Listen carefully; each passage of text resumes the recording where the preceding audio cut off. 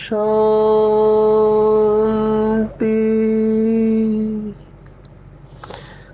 आज 8 जून 2024 भारत में शनिवार है। Today is 8 June 2024 and it's Sunday in Bharat. आज की मुरली का जादुई रहस्य स्वयं को प्रेरणा देने के लिए magical secrets of today's Murli for motivating the self. आज की साकार मुरली अति विशेष है। बहुत बहुत इम्पोर्टेंट बात को बाबा ने टच किया हुआ है। भक्ति मार्ग में साक्षात्कार को बहुत महत्व है। भक्तों की एक ही इच्छा रहती है कि हमें साक्षात्कार हो जाए, और आज बाबा हमारी वहीं से बुद्धि निकाल रहा है। एक शब्द है भक्ति मार्ग का, वो है ट्रांस। ट्रांस में बाबा के बच्चे भी जाते हैं। शुरुआत में बाबा के पास बहुत लोगों को साक्षात्कार होता था, लेकिन आज की साकार मुरली में बाबा स्पष्ट कह रहा है कि ट्रांस पाई पैसे का खेल है। न हमें कोई फायदा है, न दुनिया वालों को फायदा है। विदेश में ढेर के ढेर ट्रांस में जाते हैं, तो बाबा ने स्पष्ट मना किया है, ट्रांस का पार्ट बंद करने को कहा है। इसका पढ़ाई से कोई कनेक्शन नहीं है। इसमें उल्टा माया प्रवेश करती है और फिर कहते हैं हमारे शरीर में मम्मा आई, बाबा आई। बहुत लोगों ने बाबा का हाथ छोड़ दिया केवल ट्रांस के वजह से। इसलिए ट्रांस को हम अच्छी तरह से समझने वाले हैं। इसमें काफ़ी समय हम देने वाले हैं, क्योंकि योग, मेडिटेशन और ट्रांस, इसका क्या कनेक्शन है, अभी भी कई बाबा के बच्चों के अंदर ये प्रश्न हो सकते हैं। तो हम इसको गहराई से देखेंगे कि पढ़ाई अलग है, ट्रांस अलग है। फिर दूसरी बात जो आज की मुरली में आई है, वो मुझे बहुत अच्छी लगी कि बाबा हमेशा बैलेंस की बात करता है। बहुत लोगों की नींद पूरी नहीं होती है। बाबा एक तरफ कहता है कि रात भर जाग के याद करो, और आज बाबा कहता है नींद पूरी करना है, 8 घंटा याद करना है, और शरीर निर्वाह अर्थ के लिए कर्म भी करना है। तो ये तीनों बातें हम देखने वाले हैं। बाबा ने ये भी कहा है कि जो बच्चे बहुत सर्विस करते हैं वो राजा बनते हैं। आज जगत अम्बा की महिमा आई है। विशेष भोजन के ऊपर बाबा ने कहा है कि जो शुद्ध भोजन याद की यात्रा में बनाते हैं और खाते हैं, उनका हृदय शुद्ध हो जाता है, हृदय पिघल जाता है। तो ये पिघल जाना क्या है, हम देखने वाले हैं। और बाबा ने बताया कि रूहानी सेना में आज बाबा ने अंग्रेजी शब्द याद किए, कमांडर, मेजर, कैप्टन, जैसे महारथी घोड़ेसवार प्यादे होते हैं। तो ये रूहानी सेना के बारे में हम देखने वाले हैं। हर एक की इच्छा होती है कि महाराजा बने, लेकिन वैसे पुरुषार्थ भी करना है। केवल 8 माला के दाने हैं जो सजा नहीं खाते हैं, ये हम देखने वाले हैं। और कल की मुरली की तरह ही आज भी राज्य अधिकारी, राज ऋषि की बात आई है। तो हम देखने वाले हैं कि कैसे एकाग्रता की शक्तियाँ जो आप ऑर्डर करते हो, सूक्ष्म शक्तियाँ, उनके ऊपर विजयी कैसे बन सकते हैं। और सेवाओं से दुआएं लेना, ये सबसे बड़ी देन है। ये आज की पूरी मुरली है। इम्पोर्टेंट बात जो आज की मुरली में कई बार शब्द आया है वो है ट्रांस। अभी इसको अच्छी तरह से समझना है। बाबा की वोकैबुलरी, बाबा का शब्दकोश, दुनिया में जो शब्द इस्तेमाल करते हैं उसमें कंफ्यूजन हो सकता है, इसलिए इसको अच्छी तरह से समझना है हमको। अंग्रेजी का शब्द ट्रांस, ये ट्रांस का अर्थ होता है बियॉन्ड, माना परे ते परे जाना। आप अगर अंग्रेजी का एक शब्द और देखेंगे, ट्रांसफॉर्मेशन, ये शब्द मेरे को बहुत प्रिय है। ट्रांसफॉर्मेशन माना, ट्रांस माना परे जाना, फॉर्म्स माना रूप, तो रूप के परे जाना, माना जो दिखाई देता है उससे परे जाना। ट्रांसेंडेंटल मेडिटेशन आप में से कई लोगों ने सुना होगा, विदेश में ये काफी प्रचलित हुआ 70s में। 1970 के दशक के आसपास बाबा इस आत्मा को मुरली में भी याद करता है, जिनका नाम है महर्षि महेश योगी। ये भारत से गए, भारत से 3-4 लोग जो विदेश में गए, जो बहुत प्रसिद्ध हुए, जिसमें स्वामी विवेकानंद, महर्षि महेश योगी और स्वामी दयानंद सरस्वती है। फिर भारत से और एक योगी गए, योग परमहंस, जिन्होंने ऑटोबायोग्राफी ऑफ योगी ये किताब इंटरनेशनल बेस्ट सेलर लिखी। इन्होंने भारत के योग का प्रचार और प्रसार किया। उसमें महर्षि महेश योगी, इन्होंने एक टेक्निक दिया जिसका नाम है टीएम या ट्रांसेंडेंटल मेडिटेशन। इंसिडेंटली योगा योग से इस मेडिटेशन के ऊपर बहुत रिसर्च हुआ, क्योंकि लोगों को बहुत सुंदर इसमें अनुभव हुए। विदेशियों को ये पता ही नहीं था मन की शांति क्या होती है। तो एक सिंपल टेक्निक महर्षि महेश योगी ने दी, सबको मंत्र दिए और फिर साक्षी भाव में जाने को कहा। बहुत सुंदर है ये। तो कई लोगों को कई सारे अनुभव हुए ट्रांसेंडेंटल मेडिटेशन में। तो हम ये ट्रांसेंडेंटल मेडिटेशन या ट्रांस के बारे में देखने वाले हैं। लेकिन बाबा जब ट्रांस कहता है तो बाबा का शब्द, 2 शब्द बाबा इस्तेमाल करता है, एक ध्यान में जाना या ट्रांस में जाना। अभी ब्रह्मा कुमारी में ट्रांस में जाना माना क्या?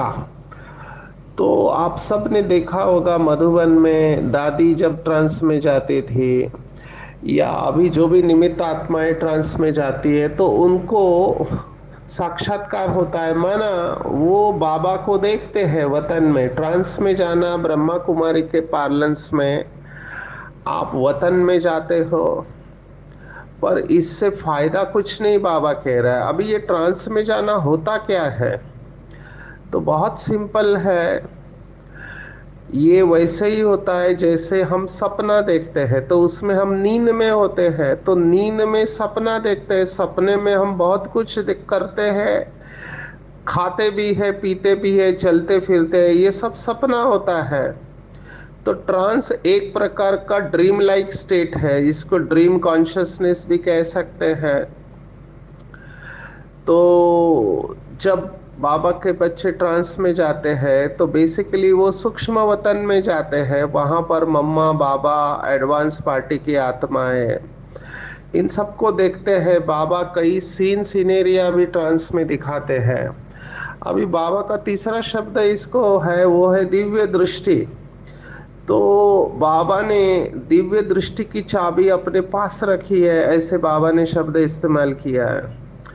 अभी हिस्ट्री अगर आप देखोगे ब्रह्मा कुमारी संस्था की, तो शुरुआत में बाबा के कई बच्चों को साक्षात्कार हुआ था।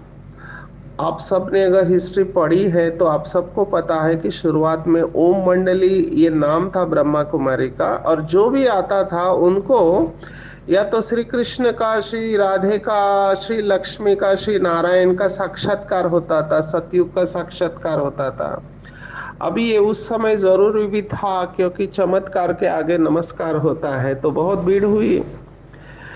तो बाबा ने कहा ये भक्ति का फल बच्चों को मिला है। भक्ति में ये सूक्ष्म बहुत साल की इच्छा होती है कि हमको परमात्मा का साक्षात्कार हो जाए। अभी भक्ति में कन्फ्यूजन है। हम सब जानते हैं कि देवात्मा और परमात्मा को एक समझ लिया, श्री कृष्ण को परमात्मा समझते, जबकि वो देवात्मा है, 16 कला संपूर्ण है। तो साक्षात्कार की भक्ति में आश होती है, और जैसे ही बाबा के पास आते हैं तो वो भक्ति की इच्छा पूर्ण हो जाती है। अभी बाबा क्यों कह रहा है कि बच्चे ट्रांस में नहीं जाना चाहिए? तो बाबा ने आज की मुरली में कहा हुआ है कि वहां पर सूक्ष्म में माया प्रवेश करती है। अभी इस बात को बहुत अच्छी तरह समझना है। हमारे कई बच्चों ने बाबा का हाथ छोड़ दिया केवल इस ट्रांस की वजह से। मुझे तो एक आत्मा ने अपना अनुभव सुनाया, जिन्होंने साकार बाबा की पालना ली थी, जो मम्मा और बाबा के साथ झूले पर बैठे हैं। तो जब मम्मा का शरीर छूटा, तब इन आत्माओं का मम्मा से बहुत स्नेह था, तो मम्मा की याद आने लगी। और फिर मुंबई में ये पाठ चला कि किसी के शरीर में मम्मा आने लगी। अभी देखो, इन्होंने सुना, अभी मम्मा में मोह तो था, स्नेह तो था, तो गए वहां पे अटेंड करने कि मम्मा कैसे आती है, कैसे बोलती है, ज्ञान सुनाती है। अभी हुआ क्या, धीरे धीरे ये सुन के इनकी मुरली खत्म हो गई, सेंटर पर जाना बंद हो गया, और आखिर इस आत्मा ने सुनाया कि बाबा का हाथ छूट गया। फिर शादी किया, फिर बच्चे हुए, और फिर अभी कई सालों के बाद वापस ज्ञान में आ गए।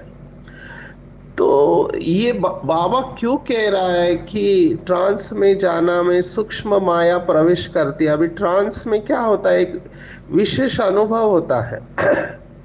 विशेष अनुभव होता है, माना आप यहाँ पर होते नहीं है, लेकिन आपकी सूक्ष्म इच्छाएं तो जरूर होती है, और फिर आपको लगता है कि आप कोई विशेष आत्मा है। ये बाबा ऊपर से कंट्रोल करता था शुरुआत में, लेकिन अभी अभी बहुत बहुत मुश्किल है कहना कि बाबा के द्वारा पाठ चल रहा है या किसी और आत्मा के द्वारा पाठ चल रहा है। हम सब जानते हैं कि जो वायुमंडल है उसमें 3 प्रकार की आत्माएं, सात्विक, राजसी और तामसी।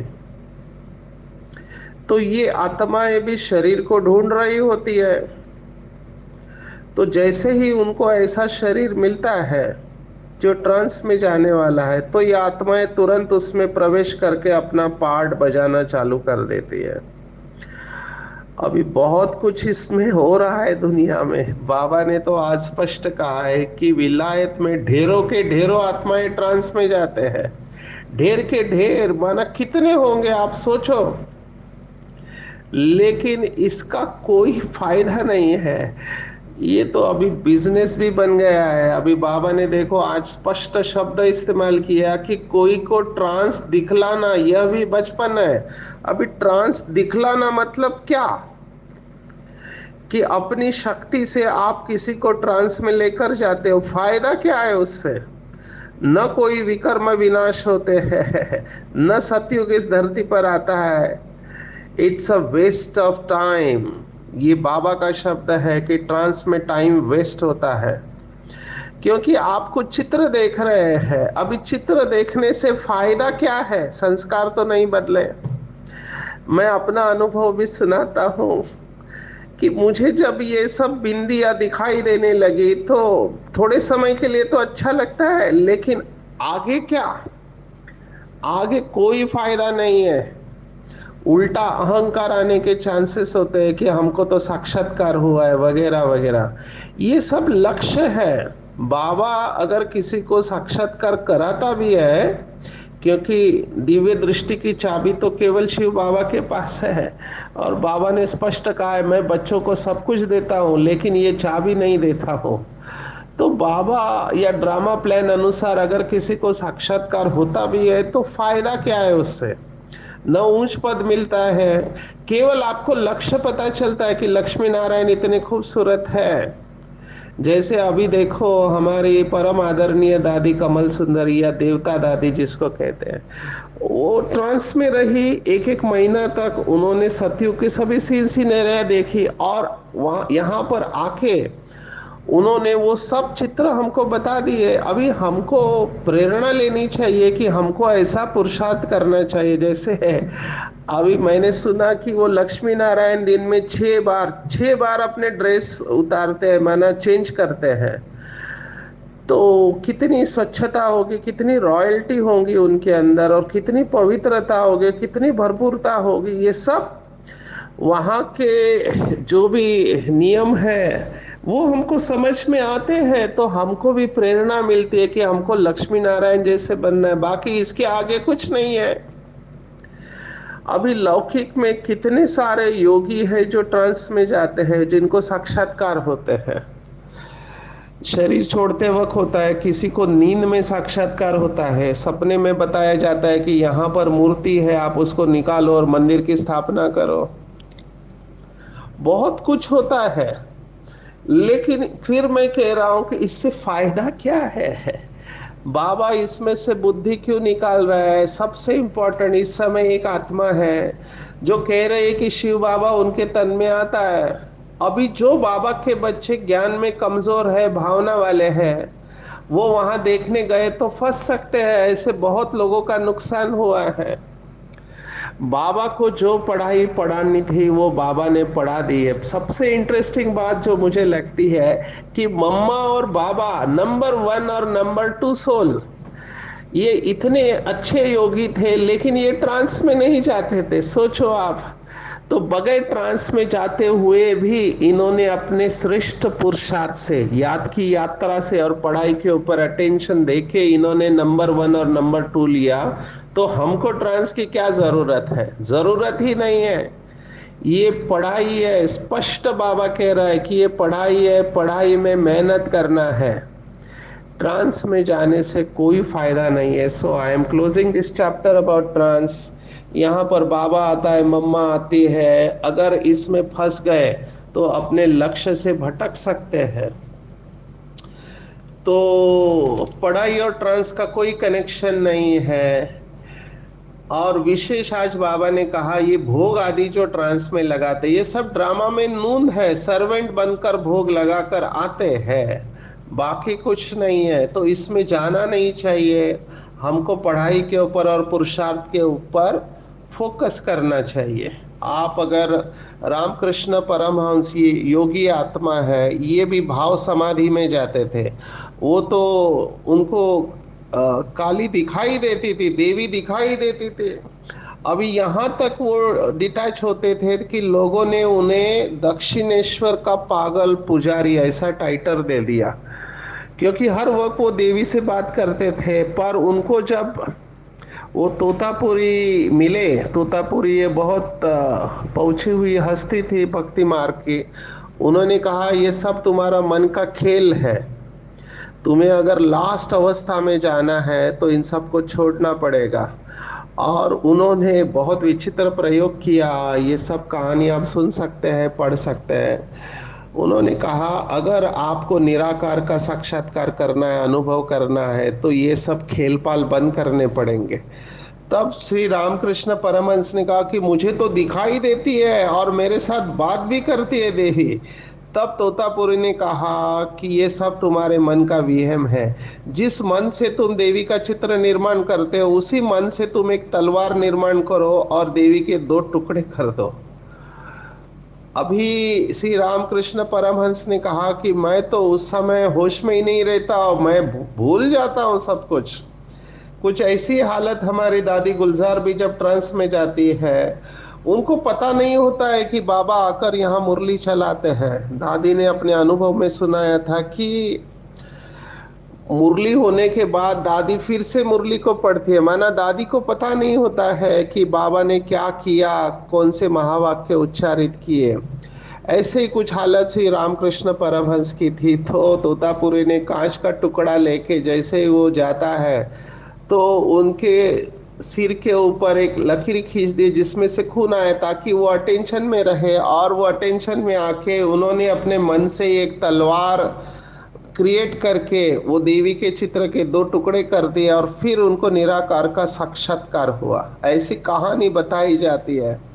तो ट्रांस से कोई फायदा नहीं है, हमको इसमें टाइम वेस्ट नहीं करना चाहिए, साक्षात्कार हो वगैरह, ये तो बहलाने के लिए बाबा करते हैं। लास्ट में बाबा बच्चों को खूब बहलाने वाले, जो लास्ट तक रुकने वाले हैं, क्योंकि उस समय विनाश का सीन होगा। जैसे शुरुआत में जब हिंदुस्तान पाकिस्तान हुआ, चारों तरफ खून की नदियां बह रही थी, लेकिन दादियाँ उस समय सब सत्युग के सीन सिनारिया अनुभव कर रहे थे, ऐसे हिस्ट्री में आता है।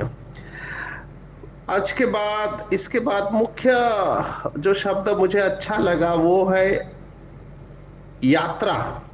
बाबा ने कहा योग और यात्रा दोनों अलग है। उन्होंने योग में यात्रा नहीं डाली है। योग कहने से अलग भावना आती है, और यात्रा हमारी यात्रा है, हम पुरानी दुनिया से नई दुनिया में जा रहे वाया शांति धाम। यात्रा शब्द देखो मैनेजमेंट वाले भी बहुत अच्छी तरह से इस्तेमाल करते हैं। मुझे ये शब्द पर्सनली बहुत पसंद है। हमारे विदेशियों ने एक वीडियो बनाया हुआ है अंग्रेजी में, आपको जरूर देखना चाहिए। उसका नाम है Tao of traveller. Tao of traveller. Tao ये जापान का एक धर्म है। वो भगवान को मानने के बजाय ताओइज्म कहते हैं, ताओ इज वे ऑफ गॉड कहते हैं। तो टाओ ऑफ ट्रैवलर हमारा वीडियो आप जरूर देखें, अगर मिलता है तो। अंग्रेजी में है लेकिन विजुअलाइजेशन बहुत अच्छा है। तो लौकिक दुनिया में कहते हैं कि जीवन एक यात्रा है, और खुशी यात्रा के साथ है, यात्रा के अंत में नहीं है। ये कोड बहुत पावरफुल है। Happy life is a journey and happiness is along the path, not at the end of destination, ऐसे कहते हैं। तो यात्रा का आनंद लेना चाहिए। जीवन एक यात्रा है जन्म से मृत्यु की ओर, लेकिन जन्म के पहले भी हमारी यात्रा थी, मृत्यु के बाद भी होने वाली है। तो ये एक लौकिक एटीट्यूड है, लौकिक दृष्टिकोण है। इसको भी आप यूज कर सकते हैं कि यात्रा का आनंद ले। इसका मतलब यह है कि भविष्य में सुख को पोस्टपोन नहीं करें। Happiness is here and now. खुशी इस क्षण में है, वर्तमान में जीने में है। तो यात्रा का आनंद ले, भविष्य में पोस्टपोन नहीं करे। भूतकाल और भविष्य काल में रहने के बजाय वर्तमान में यात्रा का आनंद ले, लेकिन इसको पॉजिटिवली लेना है। इंद्रिय सुखों में फंसना नहीं है। यात्रा का आनंद ले माना इस क्षण में रहकर बहुत श्रेष्ठ संकल्प करने हैं, दृढ़ता के श्रेष्ठ दिव्य संकल्प करने हैं। बाबा जो यात्रा की बात कर रहा है वो है इस पुरानी दुनिया से परम धाम की ओर यात्रा करना, या स्वदर्शन चक्र घुमाना। ये भी यात्रा है, ये आत्मा की यात्रा है। जितनी ये यात्रा हमारी अच्छी होगी कि साकार दुनिया से निकलकर सूक्ष्म वतन से परम धाम, फिर से परम धाम से सूक्ष्म वतन से साकार दुनिया, ये जितनी यात्रा हम करेंगे उतना हम शरीर से और पुरानी दुनिया से डिटैच होने लगेंगे, और शरीर छोड़ते समय हमें तकलीफ नहीं होगा। ये वैसे ही है जैसे एक कमरे से दूसरे कमरे में जाना, दूसरे कमरे से तीसरे कमरे में जाना। आप घर में रहते हो तो घर में आप किचन से लिविंग रूम, लिविंग रूम से बेडरूम में जाते हो। ये भी एक विजुअलाइजेशन है। आप घर में भी सूक्ष्म वतन परम धाम बना सकते हो। ये लौकिक में बताया जाता है कि आप जहाँ मेडिटेशन करते हो वहाँ दूसरी कोई एक्टिविटी नहीं होनी चाहिए। तो बाबा के कई बच्चों ने अपने घर में ऐसे कोना बनाया हुआ है, जिस कोने में या कमरे में जाते ही वहाँ के वो वाइब्रेशन आपको खींच लेते हैं। जैसे सेंटर पे, बाबा के सेंटर पर बाबा का कमरा होता है, वहाँ केवल योग होता है।